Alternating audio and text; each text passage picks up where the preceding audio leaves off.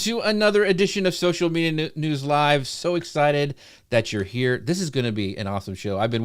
We had to get some schedules aligned, but I've been wanting to have Jim on the show for a long time. This is fabulous. He is like, if you're a podcaster or like thought about being a podcaster, like he has the dream job. Like all he does for a living is podcasts. So this is going to be a fascinating show. If you know of anybody who is wanting to start a podcast or has a podcast and want to kind of take it to the next level, then this is the show for them. Make sure you mention them wherever you're watching from. Call them into the conversation. We're going to try to bring up as many questions as we can from you guys during the show today because we want to make the show all about you. This is going to be a lot of fun. Jim, thank you so much for joining us today. Yeah, Jeff, thanks for having me on. Thanks for coming on Home Gadget Geeks. It was fun to have you on as well. That was a good show. We got to nerd out about the Apple Vision Pro. Have you tried one? That's a question I was going to ask you. Have you tried one yet? Because we talked about that. No, you told me on the show I needed to get out to the Apple Store and try it out, and I have not had a moment. I even own an Oculus too, and I haven't put it on since the show. I need to. It's been a little busy, so I get it. So, Connor Brown, how are you doing today, my friend? I'm great, and happy Masters Week to all who celebrate. Look at him. Are you a big golfer? I mean, I know you got some good courses there in Orlando. Yeah, I love to play. I actually went to the Masters in 2015. Unreal experience. I love watching it, and hopefully someday they can do the Vision Pro, and I can walk. The PGA stuff on there already is really cool, man. Is it? It really, it's really cool. So I want to give a shout out to some of our friends who already are stopping by. We've got the amazing Gary Stockton saying, "Good morning, you beautiful dreamers from Huntington Beach, California." Gary, thank you so much for always tuning in. I'm going to bring you down here because I don't know why that went up there. And then we've got Wanderlust Walking Tour saying, "Good evening, lovely people."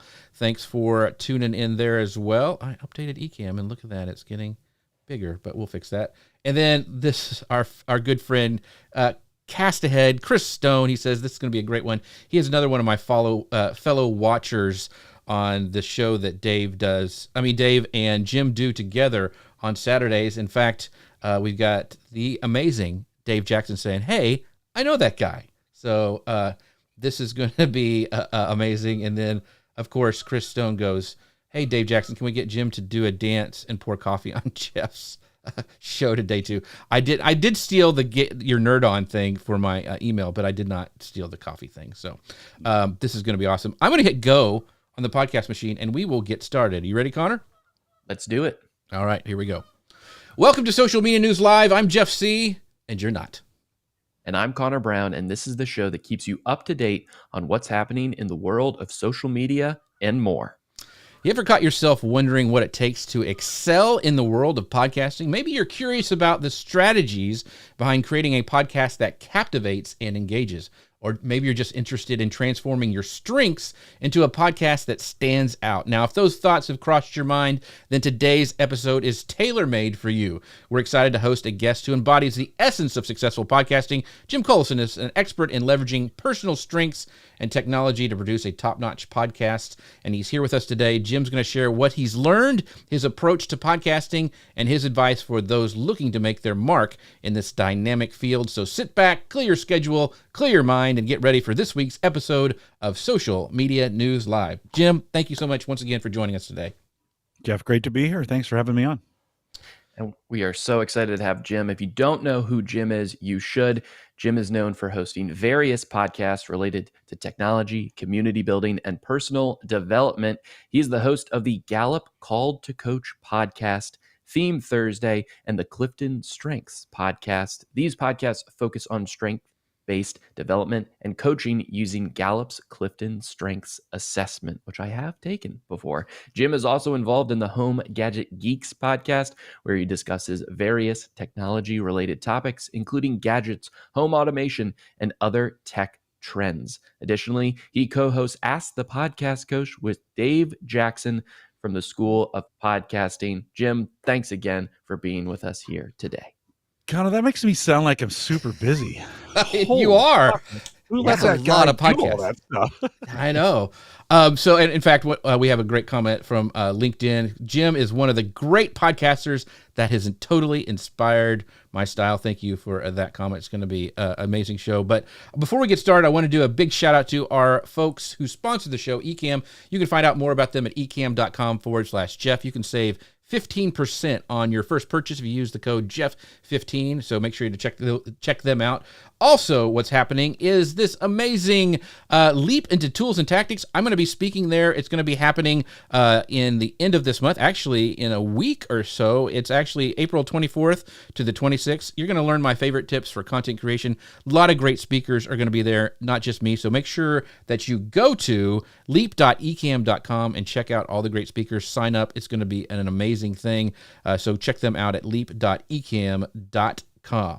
And with that, let's jump into the show today. We're just gonna kick it off right away about becoming a pro podcaster, and because he's so involved in Clifton Strengths, we're going to talk about the podcast. What it takes to lean into your strengths as a podcaster. So, Jim, how do you recommend podcasters do identify their strengths and then apply them to the podcasting process? Yeah, well, I mean, certainly at Gallup we have the Clifton Strengths tool. That's an easy way to do it. It's a $25 or $60 assessment that you can take. It'll give you these themes. Mine happen to be a Ranger, Woo, Maximizer, Communication, Activator. All those words, there's 34 of those. They all mean something. They have these terms. They're not magic in themselves. We've spent a bunch of time with a bunch of science, a bunch of testing to try to get that just as accurate as possible. The key to it, though, is once you have those terms, is what you do with them. The self-reflection, the self-assessment, the taking this framework, like as an example with podcasting, there's one Woo, and you might be wondering, what does Woo mean, right? It stands for winning over others, right? It's a sales or influencing theme. It allows me, I like to be with people, but more than just being with people, I like to move people. I like to get them to go in different directions. I like to take groups of people and get them motivated to do things. It's a influencing, moving tool. Well, podcasting is a lot like that. Now, there are other skills required in podcasting. There's folks who do reviews better than I do. There's folks who do detailed content better than I do. There's people who are more artistic than I am, right? They make different styles of podcasts. All of my, just about everything I do is kind of a host or interview based, where I get to interview experts. I'm not really an expert in anything, maybe podcasting, if you consider that.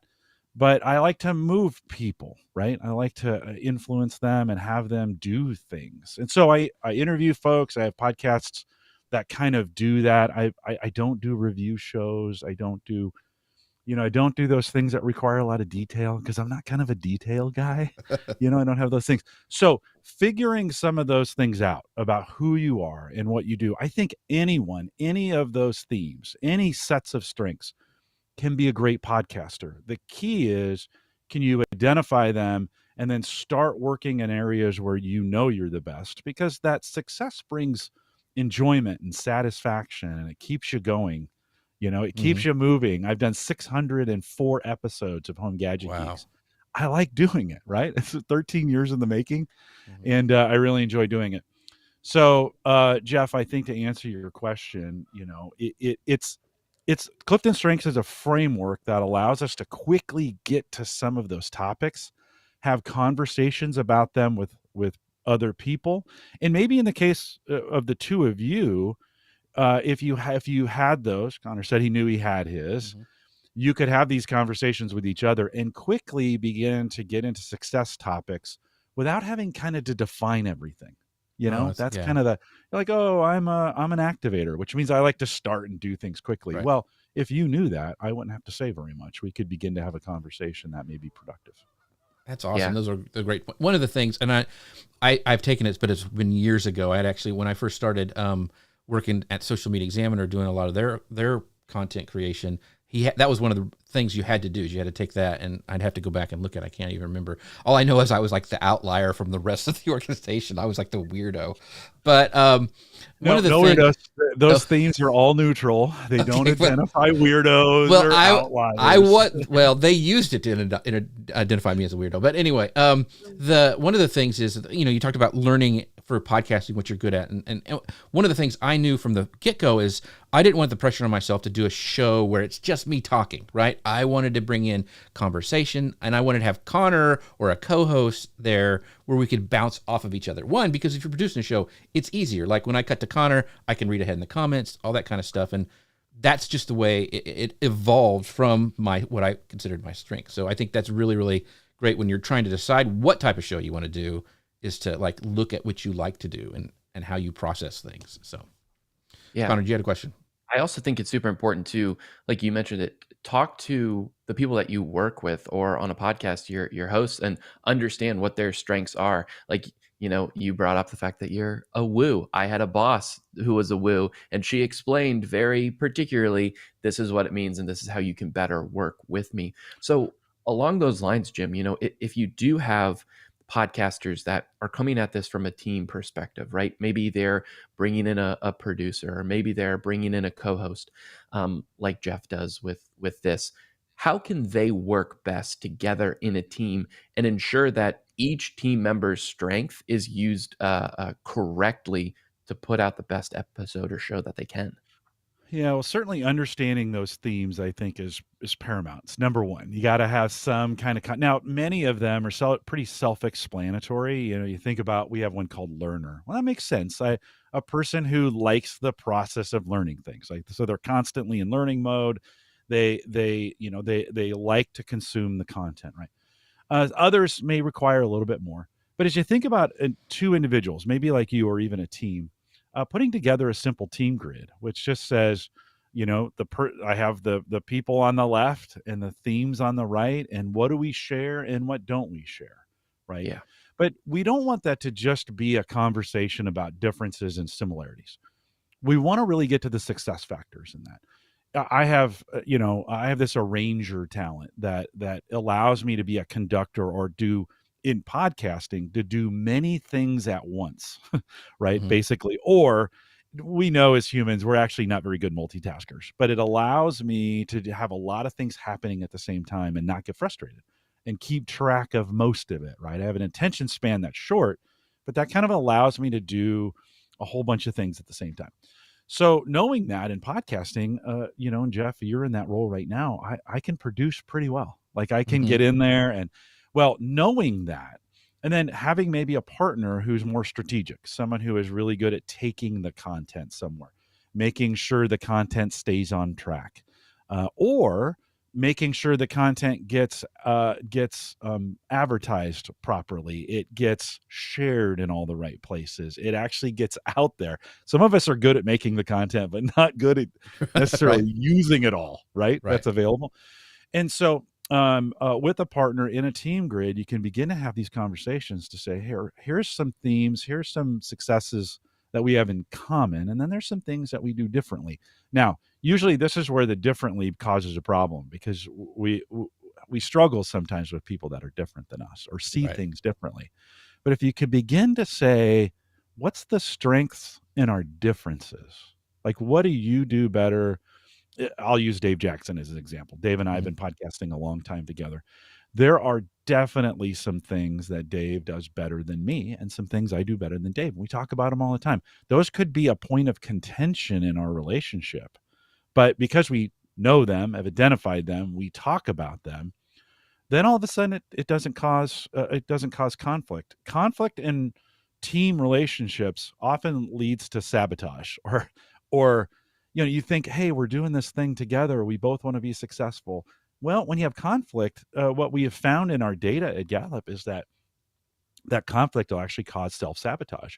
One team member will sabotage something for the other. Well, that's not very productive, right? We're trying to avoid those kinds of things. Mm-hmm. So Connor, the team grid concept, or just getting it in a situation where you can see, hey, here's what I'm good at, here's what I'm not good at, here is what I need, here is what you need. Just those 4 boxes. You can spend maybe the rest of your time together as a team talking about those things. Yeah, that's great. Those are great things. By the way, so I had given, my daughter loves the personality and all this kind of stuff, and so I guess I had gave mine to her a long time ago, and she goes, by the way, Dad, your top 5 are ideation, belief, maximizer, responsibility, and adaptability. So I like it.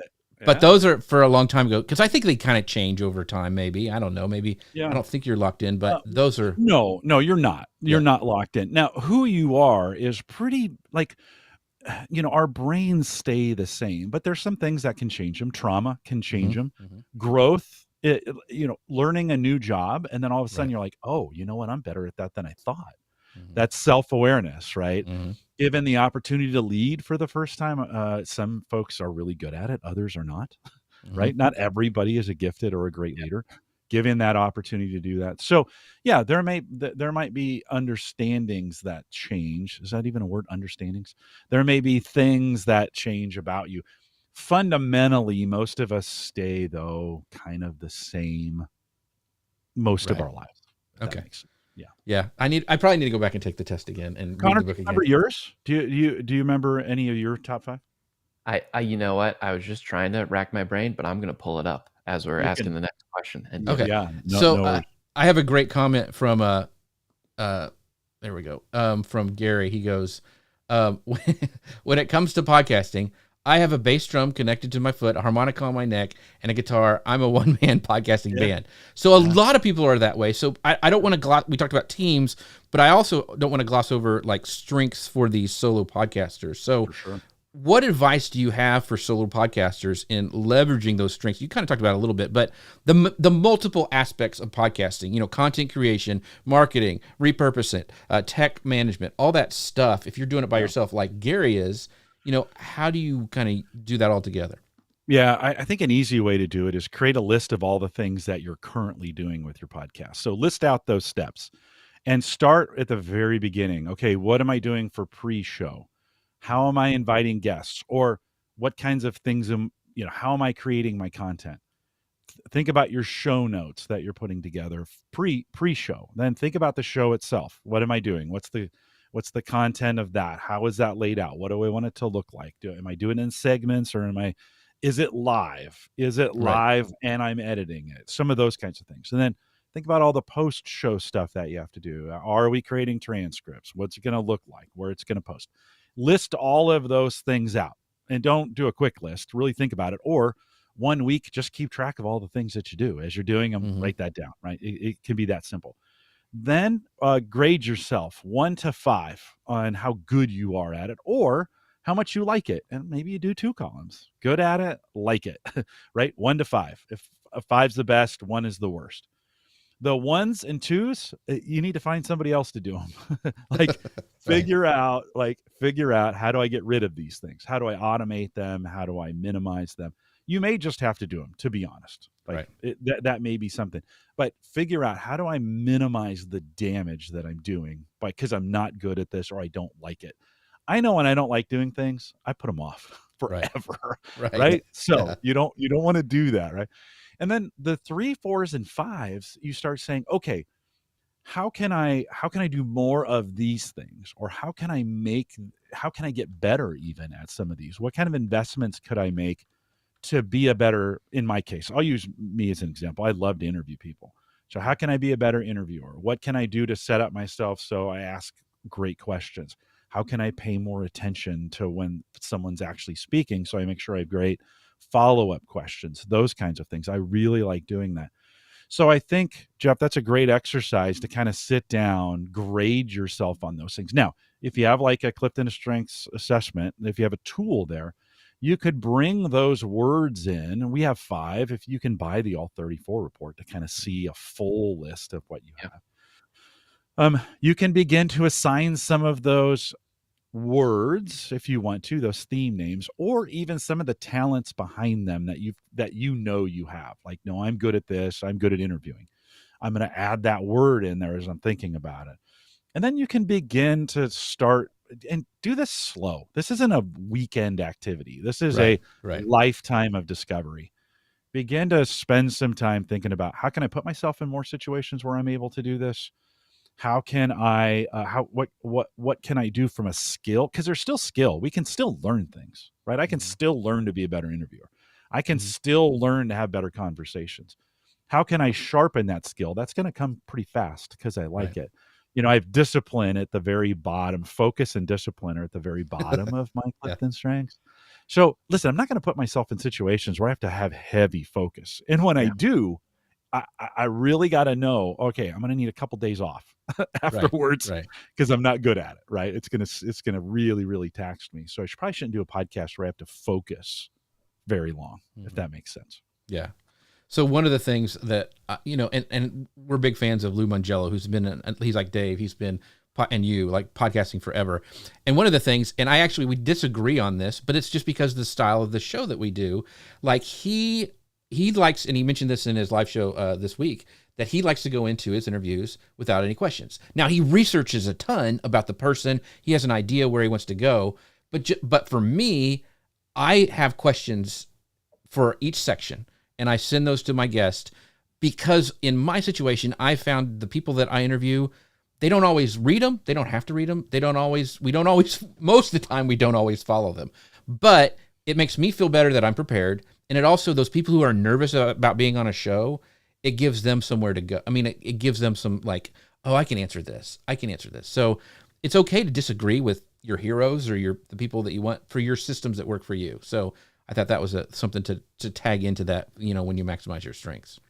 I think that's great. Jeff, I'm going to throw you a curveball, and I think we should go to Abby's question because it's really great. But before that, I will say I looked up my strengths. We've got input, connectedness, learner, achiever, and intellection.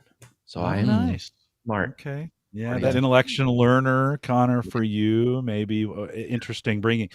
Jeff has that maximizer in there. So it's always, maximizer is a quality or quantity component. And so, Jeff, you probably push, but now all of a sudden your repurposing starts to make sense to me, right? Yeah, that's a little bit of that maximizer in there of like, hey, we've got this content. How can we use it to its fullest extent? That's your maximizer speaking in there, and that's super cool. Now, all of a sudden, if I was coaching you on your podcasting, and I knew that, boy, that gets me a whole bunch of miles ahead and some insight to you that allows me to have some advanced conversations with you. We don't have to spend a whole bunch of time figuring that out. We go, oh, your repurposing makes sense. So how do we continue to help you push that in a way? I'm sure you're pretty good at it, and I'm sure it's pretty successful. So, but there's always things you could do better. We could focus on that, and you'd probably enjoy that conversation. I mean, so and the thing is, it even, now that I'm thinking about it, even goes back into my love for Ecamm, which we've talked about before, and how it came into sponsoring the show. And by the way, they're right there, ecamm.com/Jeff. Why I loved them is because when they went to being able to record individual streams of the video and the audio, it made my repurposing. It was like, I can do this so much quicker and easier. And so I see now why I was drawn to them, and I love the company because it fits into those strengths because of what I wanted to do. So I think that's kind of fascinating. Okay, you want to take Abby's question, Connor? Yeah, let's do it. So Abby asked great when she says, what about when you have your strengths listed in front of you, but you still suffer with major imposter syndrome? So you've gotten this back. This is, what it's telling you, but you still like can't make that breakthrough of sorts. Yeah, I love and hate imposter syndrome. To be honest, like I love the question, Abby. So thanks for bringing that in. I think it's super important. By the way, I think imposter syndrome is a universal problem for all of us. We all struggle with it. I don't know of anybody, even the most confident people in the world, behind the scenes, there's something that they're struggling with, right? Even in all the things that I've said about my podcasting and the work that I do and my influence and my interviewing of people, there are moments either going into, I have some real issues interviewing famous people. Like I avoid it like the plague. That is not something I like to do. I like to interview the regular people in the world, the average person in the world. That's kind of the average guy, where that kind of came from. So I have some imposter syndrome because I don't feel like I belong there with those people. I got invited to a 25th anniversary party this week, and I sat in a room with a bunch of senior scientists, some PhDs, and some folks that really are smart, and I'm not.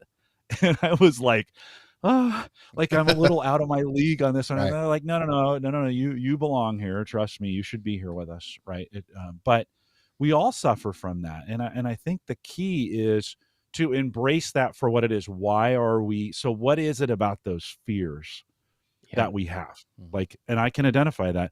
I don't want to. Oftentimes with famous people, you've got to compromise some of the questions because they feel like they're more important than everybody else, and that attitude drives me crazy, right? It just we're just all humans, right? We all put our pants on the same way.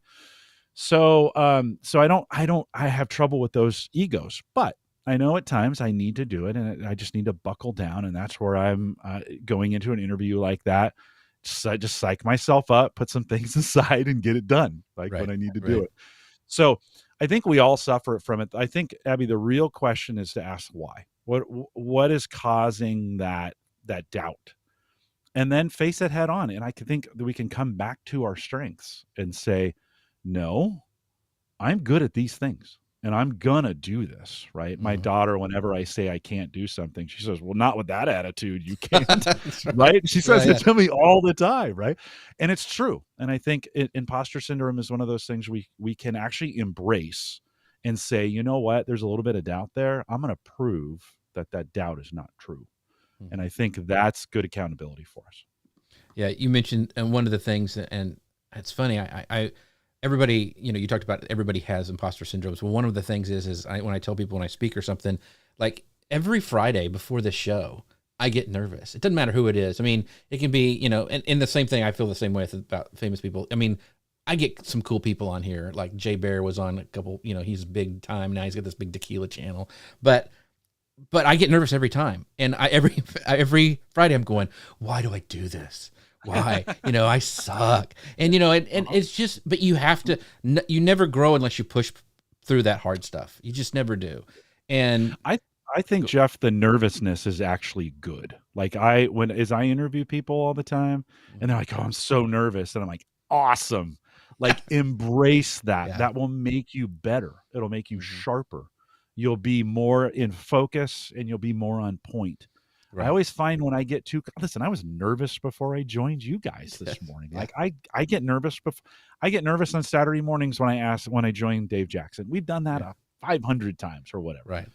But you embrace that nervousness and say, you know what, it's a little bit like imposter syndrome. Embrace it, let it make you sharper, but lean into it. Right. Yeah. Lean into it and use it to your advantage. One of it's a cliche, but it's really true. It's like, you got to be you be comfortable with being uncomfortable. That's the thing. You like be comfortable with being uncomfortable. And that's what I just have to embrace every Friday. I'm like, and then I'm done. I'm like you, like after focusing and buttons to press, I'm wiped after Friday. I'm like, well, I'll see you later, after the show. Yeah. So yeah. Connor, what about you? Do you, as you coming in, since we've shared our experiences, what's been your experience coming into this, to a show like this, or how do you perform, so to speak? I'm putting those in air quotes, but how do you perform? Well, Jeff makes it easy with everything there. I just kind of show up and stuff. I love to perform. I love to put myself out there. And I also know that is something that, can paralyze people. That is one of the biggest fears out there. So understanding that, I've really grown in the aspect of knowing, hey, this is a gift that you have, actually liking to do this when so many other people hate to do it. So I embrace it as much as possible and try to do it as much as I can to hone that craft further. And I've also come to the realization that nervousness and excitedness are the same exact thing. It's the butterflies are exactly the same in your stomach, just how you perceive it. So yes, you seriously nervous and things like that. But at the end of the day, why are you nervous? You're really more likely you're excited to do whatever it is that you want to do that's making you have those feelings. Yeah, Kira just said agree. That. Yeah, and I think there's actually a point there too, of when your guest or whatever says, "Hey, I'm nervous," and I say, "You know what? I am too." I say that, all of a sudden we have this moment together where like, oh, I thought, and they almost always say this, I thought you've done this 1,000 times. I thought you would, and I'm like, no, this nervousness is actually good. And so we share this moment together. Right. And then we don't talk about it again, and they do fantastic. And so I really do think it's a good thing to share with people as you're going into this, to say, yeah, no, when I'm still nervous. And listen, there may be some of you who are not nervous and you do a great job. You don't have to be. Right. It's just, I know many of you are. And so if you are, that's a technique that I've used to kind of get through that. Interesting. I want to pull up this quote really quick from over on LinkedIn from Justin. He goes, yes, quite often people are surprised when I tell them, yes, I am nervous at the start of a training course delivery on communications. For example, nerves are normal is the message. We can deploy techniques to help us manage them. So that's a great point, Justin. Thank you for sharing that. So yeah, Connor, you had another question I saw? I don't think I do. But okay, well, I'll take it then. Can I come back around to one more thing about questions? You were talking about preparation, and Jeff, you provided some questions for me. Right. I've done shows like this where I haven't gotten any, and that's okay either way. But having some preformed questions also good if you get in a spot. And I think I'm really good at asking questions, but every once in a while when I'm trying to do all the things at once, right. the guest stops talking. And I have not put a question in my head to ask next. And it's really nice to have a fallback question at that point. So that's where preparation kind of helps in this is, you've got something you can quickly go back to, look at it real fast and then ask the question. So there are some benefits to being prepared in that way, depending on how you're doing your show. Right. But there are some benefits to having written it out. Yeah. And also I build in stuff like, I cut to Connor or something to give me some spots to read the questions or read the comments and bring those up on the screen. One of the questions, since we're kind of wrapping up this whole kind of maximizing your strengths in a podcast section. So as a podcaster, how can you continually develop those strengths to continue to be engaging and relevant and, serve your audience? What is the best way to do that? Yeah, I think by looking at your strengths and saying, okay, how do I learn best? How do I grow best? What are some situations where I know I've done some things and I've grown in the past? And then, again, look at those themes and say, okay, what kind of growth strategy can I put forward that will help me just get better at my craft? I can really only speak for me in this because I think these are individual questions for folks. That they kind of need to work through. But for me, I do best by doing. So how did I get better at podcasting? Well, I've done 3,000 or 4,000 of them, in the last 13 years. I go to conferences and I listen to other people and I listen to other podcast gurus and stuff. But I'm really best by focusing on the actual doing of it for me. And so the answer for me is to do more. I gotta be honest with the two of you. Jeff, throw everybody back on the screen here for a second. Okay. If you could. Yeah. Your method of making me in the individual spotlight, this is some behind the scenes stuff, is actually a huge disadvantage for me because I am a reader of faces. Right. When I'm interviewing people and I'm talking to them, I'm watching their body language to know, am I on point or am I off point? And when you flip to me, I lose all context. Like I usually warn people, but I didn't for you because you've done it before. No, you're fine. I think it's a good learning point. I didn't realize it until as we started getting into this, my brain was like, get back on the screen. Get back on the screen. How do I get these guys back on the screen? Right. I need to see their faces. I need to see them smile. Yeah. I need to see them making a point. That actually energizes me. And I know that, but again, because I learned by doing, bringing this back to this point, I just kind of realized you're putting me in a disadvantage. Now, not in a bad way. So, and the reason I do this, when I see you guys, so I do it because of pattern interrupt. Because when I switch to the different things and getting those, because when people are scrolling by the feed, I want them to stop. And so, but it's a good point. Like I should really ask, and I usually do. I usually warn people like, hey, I'm going to put you on full screen. We're still here. Because some people like, did I lose the connection? They freak out. But and I don't know if I would have realized it until we went through this. I was Yeah, I know that. I kind of know that about myself. I won't let anybody just call me. I now say we got to do video. We can now. Everybody can do video. So most people. So I don't do just phone calls. I know I am best when I can see your reactions. I know I'm hitting a point when eyes brighten or people smile, right? That's important to me. Even at the beginning of the show, if you would have said to me, "Hey, I flip around," I'd have been like, "Okay, that's cool because I can do anything." But it was just in the moment I realized, like, "Oh my God, you're this isolated." is killing me. Yeah. Well, the other reason I do it is because I always want to make this about the guest, and it allows me to bring up the lower third in an easy way, so it's spotlighting you. And if you notice, I'm always doing this, like I'm always switching around because I want people to, stay engaged. No, I love it. I love it. It was just a thing I discovered. I mean, it's funny. I discovered that while you were asking me a question about learning. Gotcha. And I'm like, oh my gosh, this is so true. I just learned.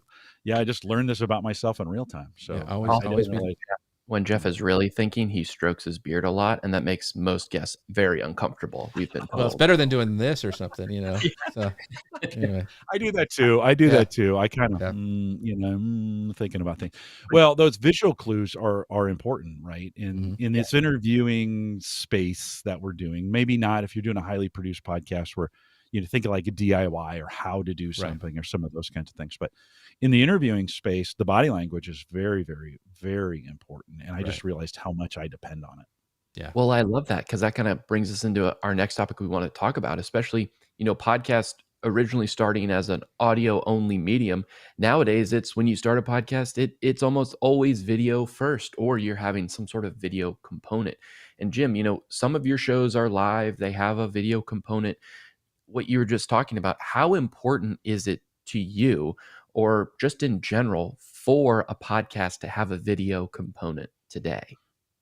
Well, I think it depends, like every answer, and you kind of have to think through how your listeners want to consume it.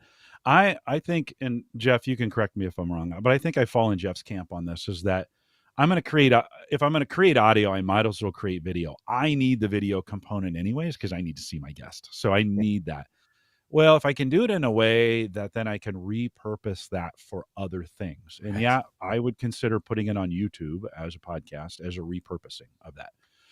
In its entirety. And I don't do as much as Jeff as you do to repurpose your stuff, but I do think I'm going to get it anyway. And so I might as well use it. For some podcasters, that may be a real hang up. The video component of things, they may not be comfortable with it. They may not want their image out there. Right. They may not, it's extra time and it's extra hard.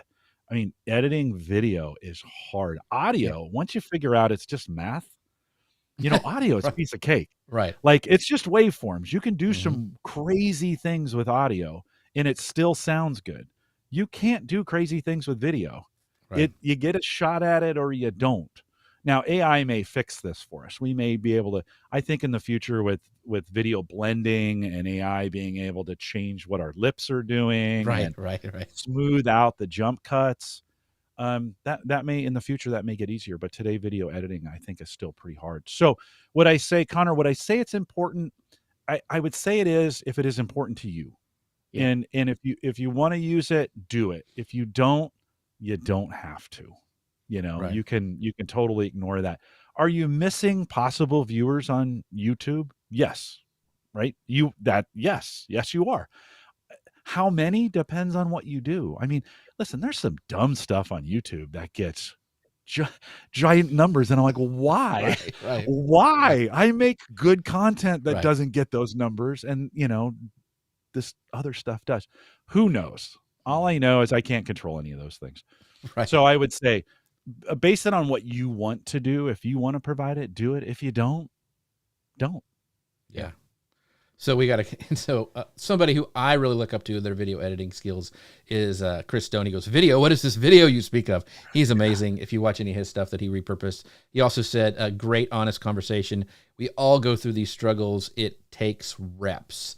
And and Megan Power says, I'm the same way. I don't understand how people can record podcasts on audio only. And so I have done it for Chris Stone. I'm going to say it, since Google Plus, me too.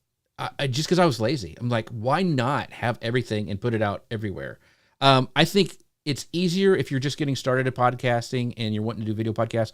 Most guests now, one of the side effects of COVID is that most people have if they did any sort of calls they had or work from home, they had a setup and they're more comfortable being on a Zoom call. And this is just an elevated Zoom call pretty much with better tech. So I think more people are able to do it that way.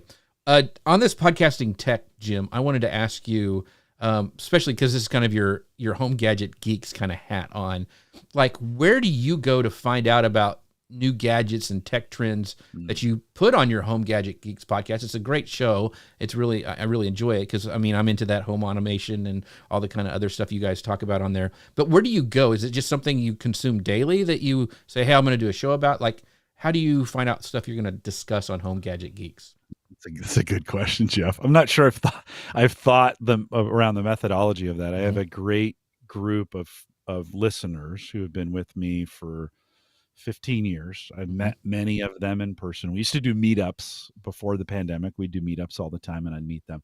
They give me suggestions. So they'll say, hey, can you talk about this? Can you talk about that? Or I'll just find interesting people that are in the tech space, and I'll just interview them. And if they're, I think of, I have a gal from Canada, Erin Lawrence, joins me.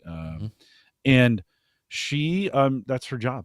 And so she's constantly reviewing things. And so I have her on once a quarter, and she's always got stuff from her site that she's reviewed. It's a great partnership. I get to highlight the things she's doing, and she is great content for me. I've gone industry, I've interviewed industry folks, Jamie Siminoff from Ring, the CEO of Ring. I got a chance to interview him before Amazon bought his stuff. Oh, wow. So Ring had just come off of, actually, and I didn't know this, Ring had just come off of Shark Tank, and they had said no to Shark Tank at the time. Now, this is one of those areas I didn't do any of that research. I just knew he was the CEO of Ring. I knew Ring was cool. So I asked him, and he said, yes, there's another, principle in that. You'll never get a guest you never ask. Yep. So yeah, that's a principle. You'll never get a chance to talk to them if you don't ask them. So, and they can always say no, and that's okay too. So it's for me, it's kind of a combination of things. And I've had various co-hosts on the show at various times. Christian Johnson started with me. Andrew Morris was there. We kicked back. Mike Wieger was a co-host of mine for a while. I'm solo now, but I rarely do a solo show. I almost always have a guest. Right. And so it's just, I kind of let the universe provide on that one, right? Home Gadget Geeks is fun. I just do it for fun, right? Yeah, and you can tell. Yeah. Yeah, no, we're just goofing around. It's my Thursday night tech connection. It actually started because when I started at Gallup 17 years ago, I was a tech manager, and I'd been a software developer before I was a database developer. And I stopped doing tech, and I was missing it. And so I kind of started Home Gadget Geeks to talk about some of this tech stuff that I was missing at work. And that just kind of kept me, it just kind of went on from there. Yeah. That's awesome. Something that you're passionate about, which is really, really cool. And I know, it's more fun than passion, just to be honest. It's for me, it's just more fun. I enjoy the topic and the conversation. I find other people who are super passionate. Like Aaron does the best reviews I've ever seen. And I'm not a review guy. Talk about knowing your strengths. I've tried reviews. I suck at reviews. I am terrible at reviews. Jim stopped doing reviews, right? And so I found her. She's great at reviews. Let's just maximize her strengths, right? And not have me try to do them. So for something like Home Gadget Geeks, which you say is for fun and you love doing it because it is fun, how many hours a month do you devote to it? Whether it's, the research, getting guests, right, inviting them on, testing, recording, all that sort of stuff. Because for a lot of us here, our podcast is something that we do for fun as well. You just happen to also do podcasts professionally, but then you have this thing that you do for fun. Yeah. And podcasting is only, at work at Gallup, podcasting is probably 30% of the job. So it's not all of it. I have community management responsibilities and client support and some other things that I help manage in the organization. But, okay, if you ask me for a number, I'm going to say 12 hours a month I spend on Home Gadget Geek. So I do it. Let's just say I do 4 in a month. I do one every Thursday, and it's probably 3 hours of work, maybe 4 if I'm really trying at that point, you gotta find a guest, a little bit of communication around that, get that set up, a little bit of a pre-call, the actual show. That's probably an hour and a half. No, it's probably like 2 hours. And then post-production's a good solid hour. I think I can do most of it in maybe an hour and a half to get it all. I've streamlined it. I have Maximizer too, Jeff. Right. So I've streamlined it to get as much of it automated as possible. So yeah. 12 to 20, maybe. Yeah. That's okay. That was a question. And this is another cool thing is when you're coming up with questions, I reached out to my community who I knew were podcasters and who knew how to do this. And that was a question from Gary Stockton. Like he said, hey, ask Jim this because, how does he balance spending the time? So that's the other thing. Once again, Maximizer here. How can I get the questions, that I could get easily? And I know these guys are passionate about it. So that's really, really cool. One of the questions, and this is a really strategic one from Megan Powers. Thanks for watching, Megan, over on YouTube. She says, I'm recording a show about community. I'm prepping right now. Anyone have questions or suggestions? Virtual hug. So I love what she's doing. She's crowdsourcing the comments and us. So what are some other ways, Jim, that you go when you're trying to get questions, especially for your Gallup thing? Because, I mean, that's a lot of podcasts. Like, there's a lot of stuff going on with all those three or four that you do. When you're coming up with those questions, because you said you love to ask questions, do you crowdsource them in any way? Are they all internal ones? Are you going and looking at what people are asking in the community? How are you finding those questions? Right. I'm going to invoke the cone of silence to all of us and the audience. This is a secret. You can't tell anybody at Gallup this is what I do, right? Because they think I work hard at this. So I'm going to give you a secret, right? Okay. So actually, for when we have guests on, I try to find the person at Gallup who's closest to that work and say, because I don't know, like when we interview a client, I don't know that. I can't know all our clients. And so I find the individual, the associate who is closest to them, and then say, hey, I invite them on the show. Then we follow a case study format. So I like systems to do things. It's just easier to always have a system and then deviate from the system. So we use a case study format. What was the problem? How did you solve it? What were your results? What's the future? That's our case study format. 4 points, super easy. And then I say, give me 12 questions that between the two of you that you agree to, that's going to take us through this format, right? 12 is not, it can be more, it could be less, doesn't matter. It's just a number. People need a number, otherwise they'll write endlessly or they won't write any. 12, right? Yeah. Right? I give them 12. And then right before the show, I just review the questions that they came up with, and I'll start the show, introduce the host, as I call it, the person who's closest to the customer. They have a great conversation. I just butt in. I get to be there. I get to be the one who, or if I see it going off the rails a little bit, I'll bring it back on. Or if there's a technical problem, I'm there to fix it. It's my job to really be the producer. I get to be a producer host for those kinds of things, which is super great. In the Clifton Strengths podcast, we actually outline the questions in the beginning of the season. And because it's theme related, we ask the same questions for each of the themes and roll through that content. Now, the trick on that is, how do you not get bored on asking the same questions 34 times, right? So it's my job to stylize, or that's probably not the right word. It's my job to ask the same question differently or in a different way or with a different inflection 34 times. That's a little bit more of a challenge. Yeah, that would be. I'm good at it, right? I'm good at that kind of same content, but making it sound a little bit different each time that we get to it. So and some people probably like that, because you think about like John Lee Dumas at Entrepreneur on Fire, like he pretty much asks the same question in his format every day. I think that he used to. I don't know if he continues to do this, but yeah, I think that's something that if you can do it well, once again, if you're a maximizer, you're repurposing your questions, but asking it like in a different way. Yeah. Well, it was a way of doing something repetitive where we didn't have to think. We'd had to come up with a different format, and I have done that in the past. It's just a lot of work, and I had a very expensive resource that I needed to say, okay, I can't take up as much as your time. Let's come up with a similar format. that we can just roll through 34 times, and that piece worked as well. When it's just me and a guest, I'll have a couple questions, but I always start with, tell me a little bit about yourself. Let's get to know a little bit about you.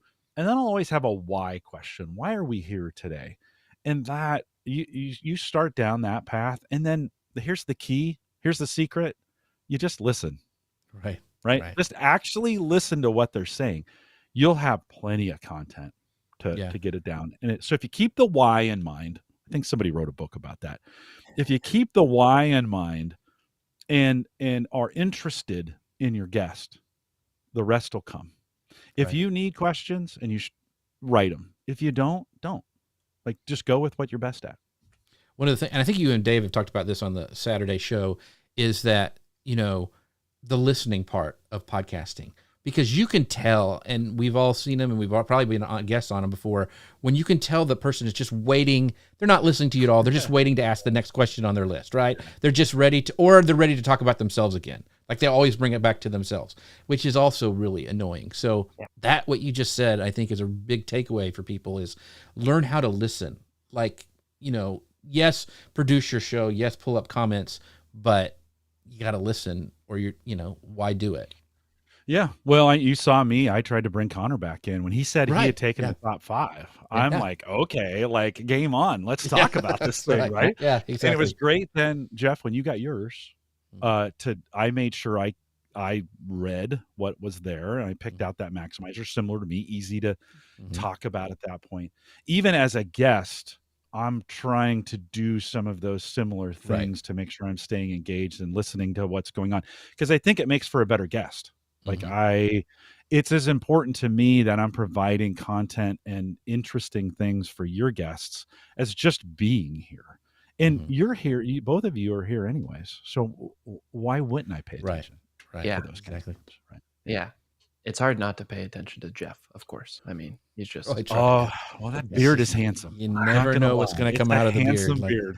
You pull stuff out of it. It's funny because, Jim, when you were talking about, hey, don't tell anyone at Gallup, this is how I get my questions, I just assumed you're going to go down the Chat GPT route, right? Because we've seen so much of that lately when it comes to tech trends and podcasts, right? Whether it's editing, whether it's content creation, it's a big deal right now. But what kind of emerging tech trends do you see really gaining significance in podcasting, either right now or within the next couple of years?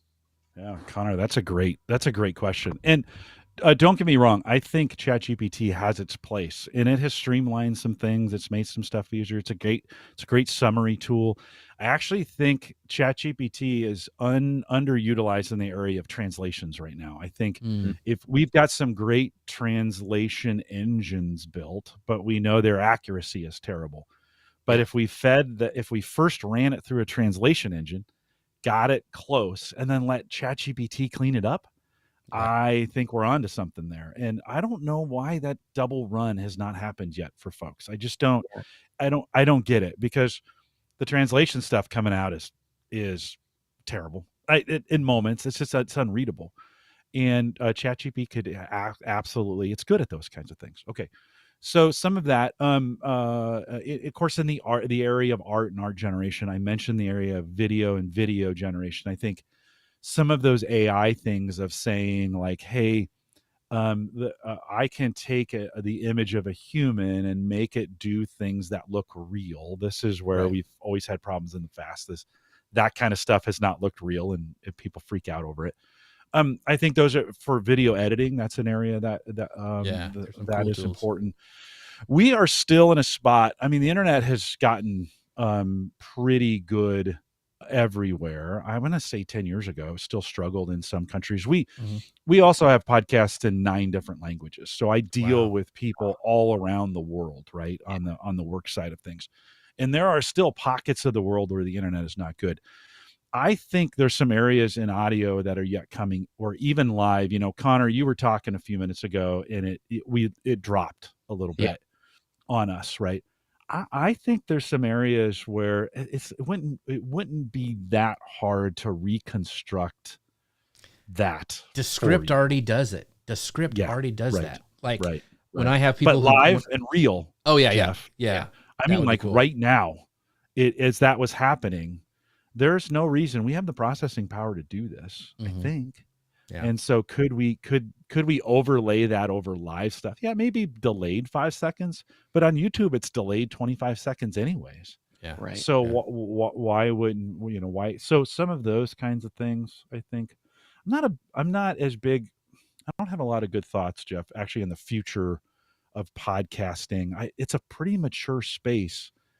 That may be an area I'm not the best on. I think that the tools are coming that will make our jobs to produce the podcast easier. The skills to do a podcast are still, they're established. You've talked about the entire show, how to ask questions, how to listen. Those things won't change. Like, to make a good show, those things won't change. The time spent editing our show, I think, will get smaller and smaller and easier. But the skill set to listen and to do a question, I think that's still going to be there for a long time. As we wrap up, this has been a fascinating show. Dave Jackson's actually commenting, going, "Hey, what was your aha moment?" And Dave's. If you don't watch the Saturday show with Jim and Dave, it's really, really great. Like, it's one of my things I do. I have my coffee Saturday morning. I watch the show. It's great people. A lot of our friends are in there. Gary and Chris are usually there as well. So make sure you check that out. Free plug for Dave, because he's such a good guy. But one of the last questions I want to ask, and I believe this is also from Gary, is how, with those 3 or 4 different podcasts you're doing inside of Gallup's kind of ecosystem, how do you keep your content fresh and engaging? Because you mentioned you have to take those same questions and kind of repurpose them, but I could see getting burnt out on, okay, we're talking about Clifton Strengths, every day, all day, all these different things. How do you keep that fresh and engaging across all those different podcasting shows? Yeah, it's not as hard as you think. And it goes back to a question or an answer I gave a few minutes ago, is that everyone's different and everyone's interesting and everyone has their own take and their own spin on things. And so if you are curious, Ted Lasso made it made that famous, right? But if you're curious, the content is endless on this. I mean, it's just how you do 604 episodes. And Dave and I, by the way, askthepodcastcoach.com if you want to join us Saturday mornings, 9:30, just so we get that out. 9:30 Central.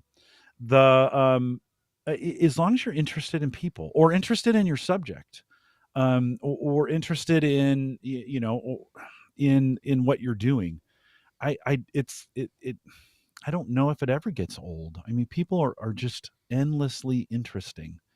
And so they have different stories and different things are happening to them. Even in my life's very different today than it was 10 years ago. So I'd give you different answers, even to the same questions. Yeah. Maybe even in 6 months, I might give you different answers to it. I think of Dave and I, doing the show together for so long. He is the longest co-host, I think, that I have right now. Every Saturday morning, we look at each other and what are we going to talk about? And, right? Yeah. And he'll say to me, "There's nothing new." And I said, "Dave, it's all new." Like we'll find some things. One, because we have a super engaged audience that joins us on Saturday mornings. Like the audience, the chat's a show within a show. Yeah, it itself really is a show, right? Yeah. And then we can pull content from that. And there's always things happening, right? There's always things happening in the space. Just spend some time. I think the other key in that then is I genuinely like Dave as a person, as a human. He's a good guy. Yeah. He is a good friend. We have a great relationship. I find him very, very interesting. And so I get to spend an hour and a half with him every single week. We're just being friends. Yeah. At that point. And I'm sure you and Connor have a similar dynamic. You just like spending time together. And so we get not really, but as soon as we're done, we're done. Well, yeah. So yeah. Sorry, I misjudged that one. No, he's a good guy. We've had a good time on this show. Yeah. So very fun. Yeah. Yeah. No, I genuinely like Dave. So it makes it easier. And I think more interesting because we've got that relationship. I know where he's going to go on things. He knows where I'm going to go. I know when he's in trouble and I need to just keep talking. I know, he's like, things are going on behind the scenes, whatever. So he's a genuine friend and and it just makes it easier. And you've also got those things for being it for long. Like I stole the, time to get your nerd on. Chris Stone actually suggested that to me because there's even like he's got a little sound bite that he plays like, oh, it's time to get Jim to get his nerd on because he knows. Yeah. So those things, once again, AI can't make up. You can't do those. Those are community based. Those are, being together and the synergy you guys have together. So I think that's really important too. So Connor, you have the last question. You said it, reps. Yeah. Oh, sorry, Connor, go ahead. No. I was just going to say to kind of wrap it all up. Let's say there's someone out there that's just starting on their podcast journey. Over all of the podcasts that you've done, Jim, and all the advice that you've given, what's kind of the one thing, critical piece of advice you'd give to someone just starting out on their podcast journey? Yeah, this is a hard one because it's so personal to people. Well, one, if you don't, I used to, when I was recruiting college students, I always say, I can guarantee you, if you don't apply for the job, you'll never get it. Right. So you have to, that's the only guarantee in life. So you have to start doing something. Mm-hmm. And I always say, if you can continue to have great self-awareness and gravitate towards those things that you are best at, that you can have success with immediately and that you really enjoy doing, it's hard to do the wrong thing at that point. It really is hard, but you got to do it. So if you're thinking about doing it and you're like, I should be doing this, well, give it a try. Get out there, do some things. Don't make it. I had an old friend of mine. It's one time we were creating an event and I said, so are we going to call it annual? And he goes, let's just do it once and see if we like it. Right. Right. And so there's some great advice to that of you can't get to 10 without doing one. Right. Yeah. And so do one. And if you like it, do two. And if you still like it, do three. And then if you stop liking it, just stop. Yeah. Right. If at some point you're like, I'm done saying these things. I just don't want to talk about this anymore. Dave and I have that conversation pretty often on Saturday mornings. Like, are we ever going to get sick of saying the same things? We keep showing up on Saturday mornings, and we show up for people. That's why we show up. Yeah, right? We show up for the chat room because we enjoy being with those people, and it's a ton of fun. So you got to do it though. Yeah. Totally agree. We've got some great comments as we wrap up from our friends. Chris says, ask the podcast coach is worth getting up for on Saturday morning. How long are you sleeping in, Chris Stone? Jeez. And then Jim Alt says, thanks for such a great guest and great show. Gary says, yes, big ups for today's show, guys. Great guest and great conversation. I totally agree. Jim, I'm going to do what you said not to do. I'm going to put you up full screen so you can tell everybody where they can find you and all your podcasts and what you got going on.